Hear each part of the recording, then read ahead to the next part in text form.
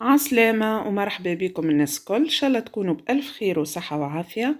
طليت عليكم فيديو جديد. الفيديو تاعنا لليوم باش نعملوا فيه ريسات مزيانة برشا وبنينة في نفس الوقت.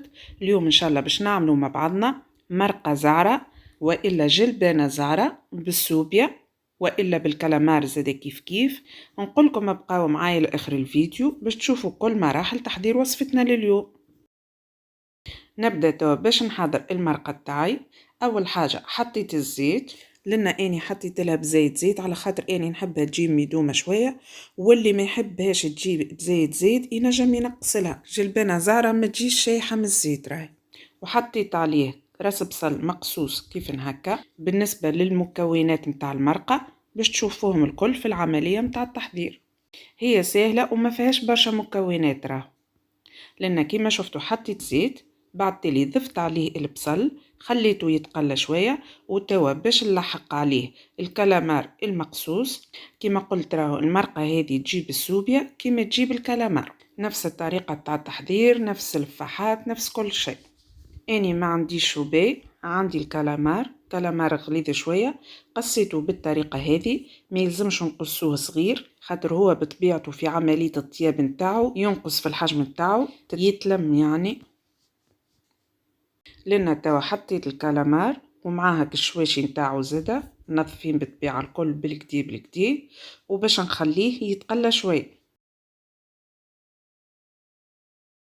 وبعد ما خليته اتقلى شويه لنا ضفت له الثوم. كما قاعدين تشوفوا لنا الكلامار سايب الماء متاعو، لنا راني ما ضفتش ماء بكل. وكما قلت لكم في الفيديوهات السابقه غلال البحر راهي تحب الثوم، حب القرنيد، الكلامار، الكريفات الكل. كملت لنا حطيت الثوم توا باش نغطاها ونخليها تتقلى شويه، وبعد تالي نرجع نفوحها.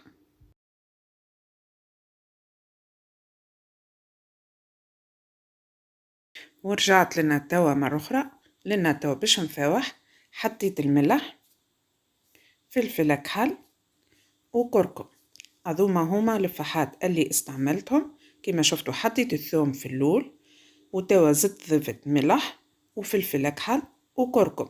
بالنسبة للمرقة دي راهو تنجم تعملها زارة كيما تنجموا تعملها حمرة عادية، تضيفوا لها الطماطم والفلفل الزينة. اما اني تجيني زعرة ابا. نكمل توا لنا نضيف الجلبانة. كيما شفتوا ما فيهاش برشا مكونات، طريقة التحضير متاعها سهلة. شفتوا لنا قداش سايب الماء الكلامارة. لنا توا باش نزيد نضيف لها شوية ماء. بالنسبة للماء اللي باش نضيفه يكون سخون. كما قاعدين تشوفوا اني حاطه الكسرونه على جنب قاعده نسخن فيها في الماء، وهي المرقه دي ما تستحقش برشا ميرة كما شفتوا على خاطر الكلامار ديجا هو سايب الماء متاعو. لنا توا بعد ملي مرقتها شويه نغطاها ونخليها تطيب. وكيف تقرب باش تطيب ما تبقى كان باش نحط لها القرين الفلفل ونخليها تقر زيتها، وبهكا تكون الوصفه تاعنا حاضره. وفي الوقت اللي هي قاعده تطيب فيه بالطبيعه نتفقدها ساعه ساعه نحركها. كما قلت هي الوصفه دي راهي ما تاخوش برشا وقت في الطياب.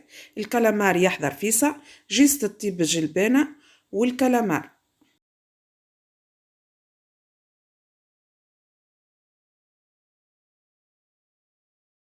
رجعت لها توا مرة أخرى لأن المرقة نتاعي قربت باش تطيب. في الوقيته هذيا ما تبقى كاملش نضيف لها القرين تاع الفلفل ونخليها تقر زيتها، وبهكا تكون الوصفة تاعنا حاضرة. كما تعرفوا الفلفل ما ياخوش برشا وقت في الطياب. ورجعت لنا للمرقة تاعي، لنا المرقة تاعي حضرت، ما تبقى كاملش نطفي عليها النار وتشوفيها في صحن التقديم إن شاء الله. هوني ما شاء الله كما قاعدين تشوفوا فيها قرت زيتها طيبة في حقها. نحطها في طبق التقديم وتشوفيها في الشكل النهائي. وهذا كان الشكل النهائي متاع الوصفة تاعنا تاع اليوم. حضرنا مع بعضنا جلبانة زعرة بالكلامار. كما قلت الوصفة دي تنجموا تحضرها بالسوبيا كما تنجموا تحضرها بالكلامار. نزيد نعمل لها الرشة متاع المعدنوس كيف نهكا من الفوق.